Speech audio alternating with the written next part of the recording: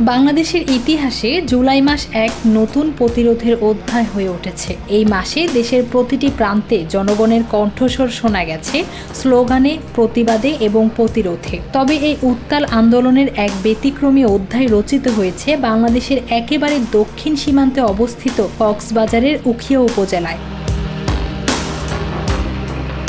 উখিয়ার রাজপথে নেমে আসে হাজারো সাধারণ মানুষ। তরুণদের নেতৃত্বে শুরু হয় মিছিল, মানববন্ধন, পোস্টারিং এবং প্লাকার্ড হাতে ন্যায় বিচারের দাবিতে সরব হয় পুরো জনপদ। এই আন্দোলনের সামনের সারিতে ছিলেন দুই সাহসী তরুণ, হাশিম শিকদার জিসান এবং মোহাম্মদ শেখ সাইদি। তারা রাস্তায় দাঁড়িয়ে থেকে প্রতিরোধের শক্তি হয়ে ওঠেন।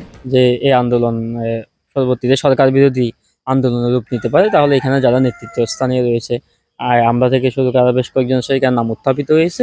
যদি কোনো এখানে বিশৃঙ্খল ঘটনা ঘটে তাহলে তাদেরকে গ্রেপ্তার করার জন্য বলা হয়েছিল। প্রশাসনের কড়া নজরদারি, গ্রেফতারের ভয়, এমনকি গোপনে হামলার আশঙ্কাও সেদিন পিছিয়ে দিতে পারেনি এই তরুণদের। তারা রয়ে গেছিলেন মাঠে, রাজপথে, প্রতিবাদের মোহনায়।